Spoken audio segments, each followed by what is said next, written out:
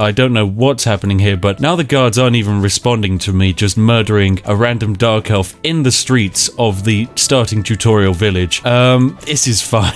This is perfectly fine. Hello there, ladies and gentlemen. I'm the Spiffing Brit, and we're back playing Morrowind, that fantastic game from a very long time ago, which I'm sure you've been told by your friends is the best game in the entire Elder Scrolls franchise. Now, whilst I can definitely agree that the Elder Scrolls 3 Morrowind is a downright fantastic RPG experience, it certainly has nothing on the fantastic experience that is the Elder Scrolls Blades mobile experience and extravaganza. It's fantastic. God, I hate that game. I hate everything you've become. Elder Scrolls, what have you done to yourself? You're almost as bad as Raid Shadow Legends at this point. Anyway, let's actually get in and play a real game today, ladies and gentlemen, because the Elder Scrolls Morrowind is a fantastic experience, and I'm sure many of you actually do have some experience with this game. Anyway, without further ado, why are we here in the Elder Scrolls 3 Morrowind? Well, that's because Morrowind, quite famously, is a perfectly balanced game with no exploits. Trust me, ladies and gentlemen, I 100% haven't made a video on this game before and encountered quite a few exploits. But it turns out since then I've sat down, I've had a couple of playthroughs, and some more cheesy mechanics have been discovered which need to be shown off to you, which is why we're here today, ladies and gentlemen. So make sure you're sat back and you have a nice warm cup of tea, because I'm about to take you on a fantastic adventure through the world of Morrowind as we destroy all of the balance of Todd Howard's favorite video game. So go grab yourself a cup of tea, and hey, if you're feeling especially fantastic, give this video a like as we're about to dive into a brand new game of Morrowind. Now,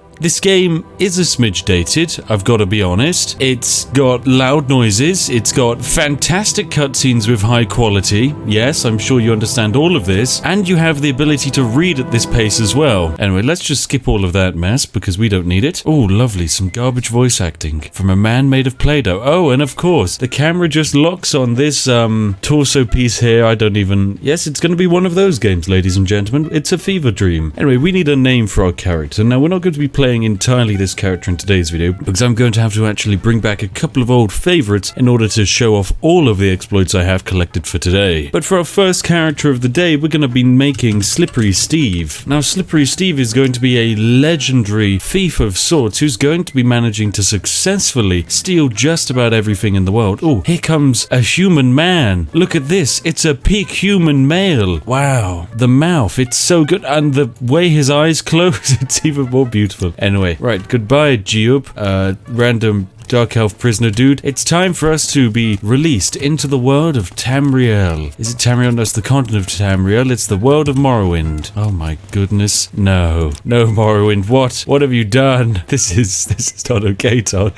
This is not okay. How did I miss this woman when I was last playing? Right, you know what? That's fine. Enough getting terrified by Todd's fever dream human beings. It's time for us to escape this world. Oh, fantastic. We've met the guard, and this is where we get to actually create our character. Now, immediately you're going to notice that some of the races in Morrowind, they're not as beautiful as you might remember them from Skyrim. Like, for example, the Nords, they're pretty similar to what you can expect to see in Skyrim. The Argonians, however, now I just don't know where they got this from, but you know, that's fine, Todd. This is okay. Anyway, we're going to make ourselves a Khajiit, so that way we blend in, because, you know, Slippery Steve, he can be a nice Khajiit. And the thing is, we can make him a woman as well. Slippery Steve doesn't have to be a dude. And you can kind of give them the face of either a tiger, some kind of jaguar looking thing, or just a household cat, you know, whichever one works for you. Oh my god, this character customization, Todd, what have you done? Well, nothing about this feels right. Everything's just fundamentally horrible here. Anyway, it matters little. So the exploit which I'm going to be showing off to you today, ladies and gentlemen, is going to be quite an interesting one at first. Basically, I'm going to be demonstrating how you can become the most overpowered character in all of Tamriel by quite simply never leaving the tutorial and still managing to finish the game. So what you want to do is come over to good old Sockius over here. He's pretty terrifying. Just don't look at his mouth. It's okay. He can't hurt you. He can't escape the video game yet. And we're just going to pick a class to make it nice and easy for ourselves. Go for a thief. That's lovely. And we get to pick a sign. Lovely. And perfect. This is going to be our character. Good old Slippery Steve the Thief. He's going to be great. He's got high sneak, high security. He's going to be fantastic, ladies and gentlemen. Anyway, let's throw him into the world. Now, at first, he's not actually going to be too powerful because, you know, 35 health is all he has. He doesn't really have any weapons. But we can steal this release identification. That's fantastic. Basically, this just says that, hey, Slippery Steve has now accessed the world, which is fantastic. And this allows us to can now also access our own inventory where we can see all of our items, including our release identification and the fact that we look like some kind of terrifying spaghetti monster, and also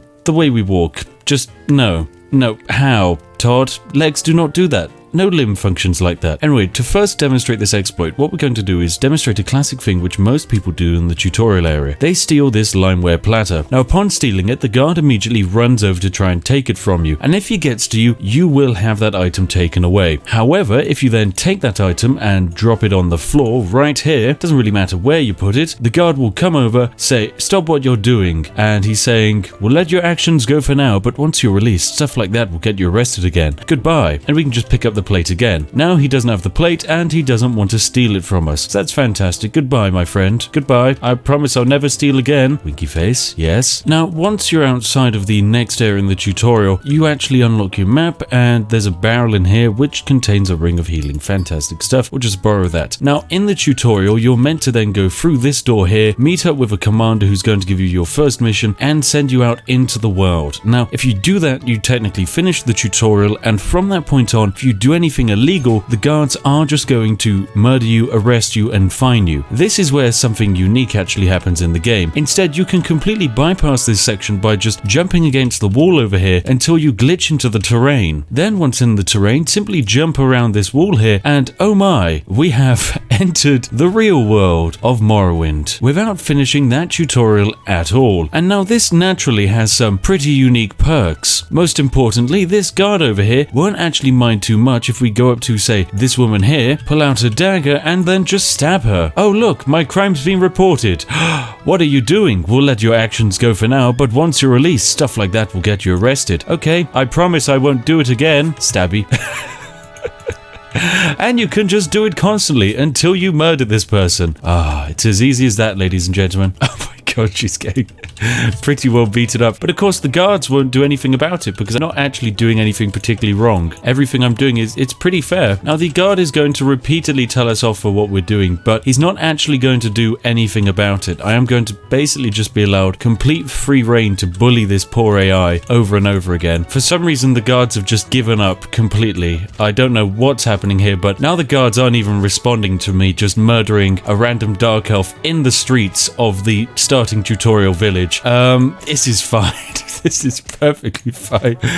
What is going on here? Oh, there we go. Now the crime's been reported. Oh, beans. Oh dear, and the game's crashed. Yeah, apparently murdering someone and breaking the guards in such a way causes the game to crash. I'll be right back with a brand new character to demonstrate this exploit once more and how it can be used to accumulate the entire wealth of Morrowind without really being told off. Now that we're out of the glorious tutorial area, with of course not technically escaping the tutorial, what we can do is go to Fargoth here and give him his little ring back. And by doing so, he immediately loves us completely and utterly, and even puts in a nice word for us at this lovely Merchants Guild. And we're going to visit this merchant area now that the lovely owner Ario likes us a lot because of the fact we gave that man his ring back, and consequently he's going to give us some better deals. This means when it comes to bartering, we can give him the entire limeware platter, and he's going to quite happily accept it for 441. Personally, I'd like a little bit more than just that. And what I am also going to do is take an absolute metric ton of iron arrows because there's a slight method to my madness here. And now we're going to do a little trade deal here. Wabam, fantastic. Okay, and what we've done is we've also bought 27 iron arrows, and with these we're going to click back and forth and sell each and every single one of them. Now, iron arrows have a very unique economy in this game. You see, if you were to just straight up sell 27 iron arrows, which is completely acceptable, you'd be able to sell them for a maximum of 18 gold. However, if you instead choose to not do that and sell them one by one, you can give the trader all of your iron arrows and sell them for 27, which is their actual exact value. Equally, you can then hold shift, take all of the iron arrows back after we've dropped them in this trader's inventory, and for some reason he's going to give us 9 gold and we've given him no resources. However, of course, he's not going to accept just 9 gold, so we are going to have to add in one of these iron arrows and he will accept this trade. No trader will accept a trade if there are no resources actually exchanged, but for 10 gold we just managed to sell this man 1 1 iron arrow, which we're immediately able to buy back at the cost of 1 gold. Thank you very much, what a great trade. This is how the economy works for some unknown reason. And you know what, we can make it slightly faster by just dropping all of our rubbish on the floor and clearing out our inventory. There we go, our inventory is nice and cleared out and we can get this barter underway. So once again, trade all of our iron arrows across 1 by 1 and they're worth 27. Then shift click them all back into our inventory and an apparently profit of 9 has been made. Then control, spam them straight back over there and now we have 36 gold. And once again, shift click, move them all back into our inventory. 18 gold has been summoned from the ether. Thank you, AI. Now trade those iron arrows all the way back across again and then shift click them back into your inventory and repeat. And we're going to clear this merchant's entire inventory using just simple iron arrows. It really is as easy as that. And there we go. We're going to make 65 gold out of literally doing nothing. Now you have to remember that this is relatively incredible considering that this character is level 1, has 0 persuasion or any way of convincing a character that they should be buying things above their actual market value. And yet for some reason we just can. And the thing is, people will often also let you go inside of their houses in this game, and this allows us to do even more thievery in a very strange way. You see, for some reason in this game, if you're jumping and you steal an item, it won't actually count as being stolen. So what we can do, ladies and gentlemen, is find this lovely bucket here, jump to steal it and hit E. And by being in the air whilst stealing it, the AI here has no idea what's just happened. Another way you can also steal items in this game is by quite simply going into your inventory, moving something like bread into it and then out of it, as that technically hasn't caused a crime, and then just slowly move the bread in and around someone's house until it's no longer in their vision. This allows you to stealthily steal bread from someone. Although because this person's a potato and we haven't actually finished the tutorial, we are actually just able to steal every single thing in their house. So I'll take all of these leaves, I'll take all of the black lichen, all of these random resources, they'll do great. Now of course the AI is not too happy with what's happening here, but actually it hasn't lowered their opinion of us in any way whatsoever, which is fantastic because we haven't actually done anything wrong. After all, we're in the tutorial, we're harmless. What damage could we possibly do to Todd Howard's perfect dream and vision of the universe? We couldn't possibly harm it in any way. So thank you very much, AI, for letting me steal everything in your house. Oh, and hello, guardman, how are you? You're an officer of the Imperial Legion. Move along, don't worry, I will. Oh no, I've just been attacked. Oh, I was pickpocketing, and yes, I've been told stop trying to pickpocket people. Anyway, I'm just going to steal everything inside of these shacks. Hello there, you look lovely, random man. What's this? You've got a book. I mean, it's worth a couple of hundred. I've got no idea what any of this means, but hey, I'm going to borrow this. Thank you very much. That increased my mercantile skill. Have you got anything else of value in your house? Got a sack, thank you. I'll just be borrowing that. A soul gem, lovely stuff. You're really nice. And the best thing is, they won't even really fight back if we just murder them in a shed. And no one will even mind. Here, let me cast Eye of Fear on him. You are now really scared right now. I don't really know what he's doing. He's not particularly fighting back at the moment. It would appear we've completely destroyed the AI of Morrowind. Not that it particularly had much AI beyond, I don't know, Todd rolls a dice in the background every single time the player makes a decision. But hey, I suppose this is one nice way of improving our hand-to-hand skill. There we go, hand-to-hand has increased to 26, very good. It's going to take us a lot to reach 100 hand-to-hand, but you know, it can all start by just backing this AI into a corner and repeatedly bullying him. And now this is the true Morrowind experience. Look, I know some of you get upset when I play games in ways which the game doesn't actually want me to play it in, but you know, sometimes you've just got to do it. Anyway, you know, I think we should borrow some of these staffs because they look great. We've got a silver staff here. I'm just going to borrow that, and they're going to get really angry, but it's okay because we can just leave. The crime is reported. What we can do is just drop the staff down on the ground. There we go. Now we've no longer stolen it, and let's just re-steal it. There we go. Now the staff's ours. Cool, so we just got a pretty pimping staff. All from the tutorial area. Lovely stuff. Now, are they still angry at me? Oh god, they're angry at me. Okay, right. We're never going inside of that trader again. That's fine. Now that we have a pretty cool staff, we can set about improving the world of Morrowind. And by that, I mean finding lone AIs stranded in the middle of nowhere and proceeding to power beat them to death in public. But anyway, that's all for this character today, ladies and gentlemen, as we have other exploits which need to be shown off on our adventure, which I'm afraid we just can't do as the fantastic Slippery Steve. And so with that, ladies and gentlemen, we're going to have to go back to our fantastic and one of our favorite characters of all time, Hod Toward, the incredible mage who managed to break all of Skyrim by reaching a luck stat of over 7,000, and by consequently doing so, made it so that they could never be hit or targeted by any form of damage, and always managed to swing, hit, and critical just about everything they did in life. Anyway, farewell, Slippery Steve. You've been a fantastic monstrosity for us to enjoy. So let's jump on right into the next one. So we're back, ladies and and gentlemen, as the fantastic Hod Towed, who you might remember as looking like a slight gremlin strange being. He does have a doctorate, of course. We purchased it for him after the last video's great success, and he's got a couple of spells, nothing to really write home about if I'm honest. He's done a bit of cheesy exploitation and he's managed to find his way into the Mages Guild. Now the Mages Guild have a couple of interesting people who we're going to want to talk to. This lovely person over here for a start, Mayceline Marianne, she's going to be fantastic and we're going to be buying a couple of spells off of her. Most importantly, I want to achieve the exploit of doing 100% reflection. Now the way reflect works in this game is that you're able to basically take any damage you have and reflect it out to everyone around you. My idea is relatively simple. We basically make our character immortal and also give him the ability to reflect every single bit of damage he receives. By doing so, we can aggravate the entire world and watch the world defeat itself by throwing punches against Hod Towed which immediately rebound and shatter their entire body. Effectively, you can't get mad at the man because as soon as you are, you just kill yourself straight away without any control. So what we're going to need for that is reflect and spell trap. Oh my god, I just fell through the floor. What the hell happened there? Sorry game, did one of the AIs just push me into a table and then I fell through the entire world? It is nice to know that this game still has a fair bit of polish to be added. That's fine. Now to get this to work, it's actually relatively simple. We're going to need to make a couple of spells. First, we need to fortify our attribute of intelligence and of course make it to ourselves. Just basically make it so that we get mega smart 100% of the time. And of course, this would technically only last 1 second. However, if you combine this with the soul trap exploit, set it to target and then we just shoot it at the floor, the effects of every single spell we cast will be permanent. So we're just going to give this an easy name, 1 int, there we go, and create this legendary spell. The next spell you're going to want to make is to fortify the attribute of luck. This one's going to be very important. It needs to be on the self and we need to basically set it to 100 and have it last for a duration of probably a couple of seconds actually. Yes, 3 will be fine. Lovely stuff. Now this is going to be different to another luck spell because this luck spell is only going to be temporary, and trust me, it needs to be important that this is temporary because otherwise you're going to end up with permanent luck. And as great as permanent luck sounds, it basically means you cannot be hit by anything in this game, and if that's the case, well, you can't really take any damage and so you won't be able to reflect any damage. Anyway, we're going to also set up a immortality spell here because basically we're going to permanently fortify our own health supply, and anyway, it's time we begin improving our intelligence. Now before we set about increasing our intelligence, we're going to want to increase our mana. Now there are a couple of ways to do that, but we're just going to buy a bottle for that really, and then drink our magicka potion and watch our magicka restore itself to maximum. Lovely stuff. Now with 168 points of magicka, what you're going to want to do is cast our intelligence spell whilst looking at the ground. Now by doing this, our intelligence raises 100 permanently, it never ends. You'll see a brief flash in the bottom right hand corner where the soul trap and the intelligence activates, simultaneously making it a permanent effect. Now when our intelligence is low, there is a chance we won't actually manage to fire off the spell successfully, like so. This is sadly a waste of mana, but there's not really much we can do about it because our character is so low level at the moment. Now we're going to want to make another spell, which is going to be our reflection spell. This is going to be for a magnitude of 100 on ourself for a duration of 1 second. Now this is the issue with this spell. Basically it's going to have a cast chance of -16. That's definitely not what you're going to want, but what you can do instead is make it a spell which reflects 20% on the self. Now remember, what we're going to do is hopefully make this permanent, and consequently by doing so we shouldn't actually take any damage whatsoever. So this is going to be our 1 reflect spell. Now logically what we're going to have to do is cast this 5 times at our feet, and this will make us 100% resistant to damage. And there we go, I think that might have actually worked. There's a chance it didn't, but you know, these things happen. And then it's time to make ourselves immortal, because we're going to need all the health we can get, trust me, for this coming exploit. So Hod Towed is busy casting away fortify health at the floor, and by doing so our health is now risen to 935, which is fantastic. And hopefully we should have 100% reflection turned on. Now what I'm going to do is I'm going to drop down a save here and see if our 100% reflection is running successfully. Now the best way to test this is to get into a fight, and that's exactly what we're going to do out in the wilds. So let's go out into the city streets and get into a fight with a random member of the public. I really should have made a potion of increasing our agility because we actually have to move around at normal human speed and I absolutely hate it. Anyway, there's a random Argonian out here and we're going to see if we can convince this Argonian to murder himself to death. So punch, and here we go. Now he is fighting back perfectly. He's swinging, he is missing. Oh, but there was a hit there. He is missing a lot, really. Wow, this is actually terrible. I guess it's just the combat in the game. Oh, but there we go, there was a hit. Let's see what his health's at. Come on, all they have to do is defeat themselves. This could be one issue, which is that they they won't be able to out DPS their own health regen because they don't even have a weapon. Or can I drop a dagger down on the floor for them to pick up? There you go. Just use that one. There you go. Pick it up. Come on, it's just there on the floor. Pick it up. Stab me with it. Come on. It's right there. You don't have to use your little claws. Are you actually going to have to make me kill you? You are, aren't we? Right. Well, it's stabby time now. There we go. Now the hits are happening. I'm able to hit them. They're able to hit me. We can see their health in the bottom left. It's not changing much, that little yellow line, but you know, it's slowly happening.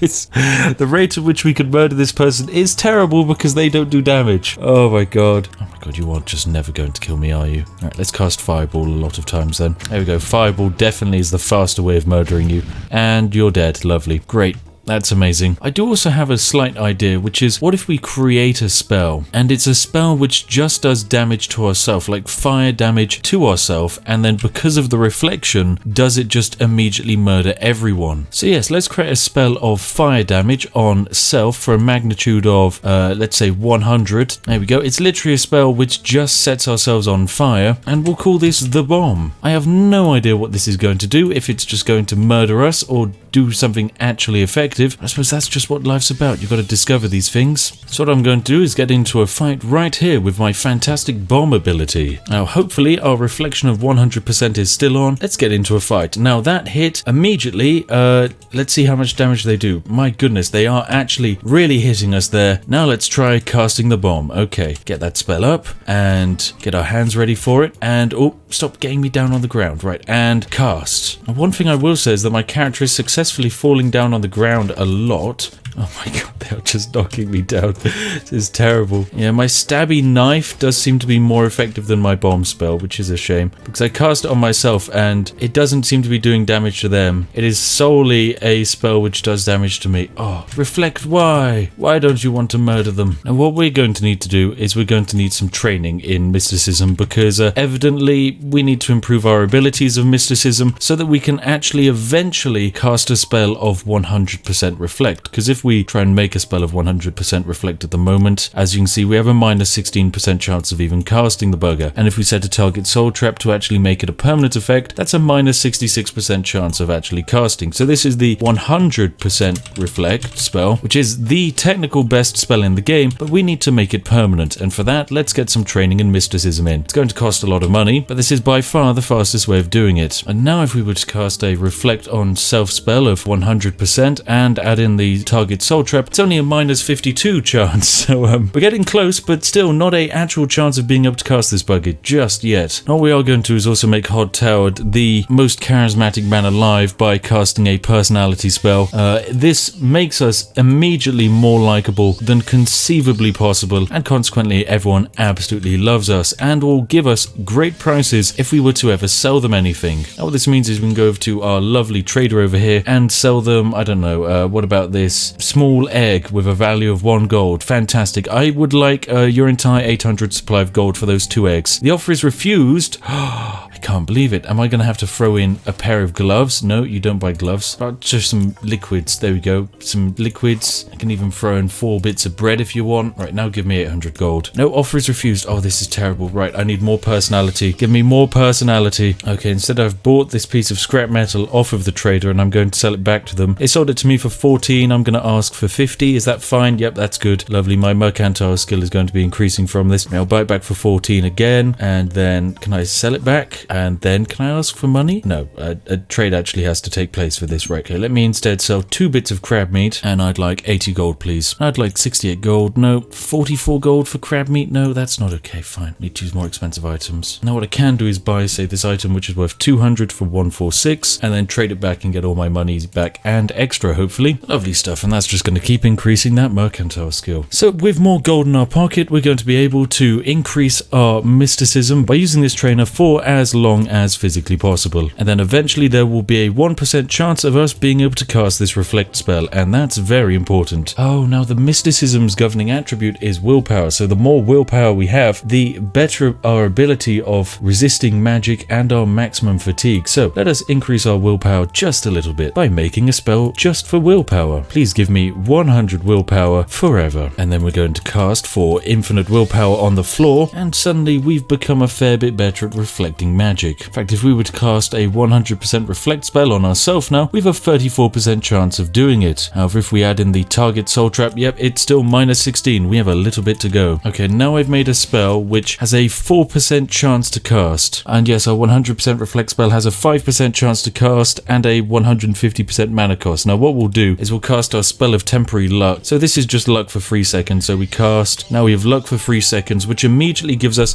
a 18% chance to actually cast the 100% reflect spell. Let's cast it. Failed to cast. Go again. We failed to cast. Okay, we've lost our luck. Give me more temporary luck. And now give me reflect. And it's failed. Let's go again. Now the reason why we only want temporary luck is because if we have permanent luck, we destroy the game entirely. You see, permanent luck in this game would mean no one would be able to hit us, and we can't have that. And there we go, it's worked. Was that the 100% reflect? It just went through. We didn't fail the spell. It's actually happened. Okay, right. I think this is it. This is it, ladies and gentlemen. The 100% reflection has been completed. Now let us make ourselves immortal once more, and hopefully, I believe we can actually take out the entire known universe with these abilities. Now, I wonder if we're able to take out the Mages Guild with our 100% reflection. Let's go. Bam. Yes. Okay. Attack me. Attack me. You know you want to. Do damage to me. Yes. Shoot me with your firebolts. Oh, look, we're not taking damage. 152. These hits are hitting. Oh, yes. Fantastic stuff. Okay, hit me with a fireball or something. Okay, that looked pretty impressive. 7 points of poison. Oh, yes. This is actually working, isn't it? Yes, I don't even have to do anything. And so we must quite simply wait as the AIs slowly beat themselves to death via the medium of Hot Howard's body. I kind of like to believe that this is the visual representation of how Todd Howard felt upon the release of Fallout 76 and how he perceived the public's reaction probably looked like. You see, we've accidentally become an immortal, but an immortal who can do damage to just about everyone in the entire known universe, which is a pretty unique power to have. Yeah, you know, Morrowind, it's a good game. It's unique. It's got a couple of quirks, couple of kinks, couple of features which certainly do feel a bit funky. And I've also made a pretty cool spell called down here, which just releases an immense quantity of fire damage for no particular reason across a relatively massive area. It kind of nukes everyone in the entire known radius, but it also has fantastical implications when added to our glorious 100% reflect system, because the reflect means we can't die. We cast a massive fireball which murders everyone in a 50-meter radius, and it also does damage to ourselves. The only difference is we immediately double reflect that spell, meaning we do 200 points of fire damage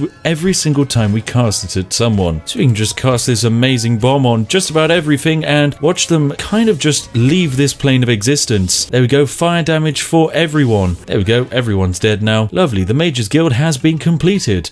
With a spell which won't do damage to us, but will basically evaporate the entire known countryside of just about everywhere in this known universe. And it even works on everything else in this game. So the next time someone walks up to you brandishing a sword, make sure to hit them with a ridiculous fireball. Oh, no, it's all the city guards who've come to arrest me. Hello there. 4,000 gold to pay the court. I'm going to have to resist arrest on this one. Sorry about this one, guys. It's not personal, but you are all going to be made immediately on fire. Oh, there we go. I do love casting it. It is lovely and powerful. Anyway, ladies and gentlemen, that's how to become effectively completely invincible to all magic in the game. There are other ways of becoming immortal, of course. If you just spam out the soul trap with a bunch of luck, you can basically make yourself immortal by dodging every single hit thrown your way. Alternatively, there's also ways to cheese the alchemy system in this game. There's quite a fun little alchemy exploit involving just collecting a large quantity of resources for intelligence potions and then brewing intelligence potions where the potency of the boost received is based off of your amount of intelligence. So you just increase your intelligence with one potion, make a second potion which is more powerful than the first because your intelligence is higher, and repeat the process until you end up with potions which cause paralysis lasting for about 17 game weeks. If you'd like to see Hot Howard become by far the greatest potion seller of the entire known universe, then hey, give me a like, hop down in the comment section, and you know what, maybe we can continue this man's lovely adventure. Alternatively, some other fantastic spells which I strongly do recommend people try out are the fantastical 100% chameleon, which is pretty easy to cast actually. So all you do is cast 100% chameleon on yourself, get the soul trap added in. It's a very cheap spell, and it also has a 100% chance of succeeding, and as soon as it is successful, we have now become completely invisible. This now technically allows us to just cast infinite fireballs upon the AI, and they have no way of stopping us because we are invisible. It's fantastic. They won't even try and fight back because they have no idea where we are. They can summon in little AIs to fight four of them, but they don't know. Look at this guy go. Where's the enemy? Bone Walker? Do you see him? Mr. Bone Boy? Mr. Bony Dude? No, you've got no idea. Of course you don't. What a shame. And apparently our crime has been reported, although I don't think anyone's here to see our crime getting reported, but, you know, it's getting reported somewhere. Anyway, there we go. Fantastic. That's another way to become a ridiculously overpowered person. And with that, I think we should come to an end on Hod Toward's fantastical, amazing journey throughout the world of Morrowind for today. If you have indeed enjoyed today's video, then feel free to give it a like. If you want to see more Morrowind or Skyrim, then hop down into the comment section and give me a shout. As always, a massive thank you to each and every one of my amazing patrons who make these videos all the more possible. Thank you very much. Your continued support is great, especially as it means I get to load up these ridiculously old games and do some very stupid things in them. And hey, if you're sat there wondering what video you'd like to watch next, look no further than this one on screen now, hand chosen by myself to be just about perfect for you. If you enjoyed this video, you're gonna love that one. And hey, why not consider subscribing? You know you want to. You want to because I've said it, and I have a 100 personality stat. Anyway, I'll see each and every one of you in the next one. Have an absolutely lovely day, and goodbye for now.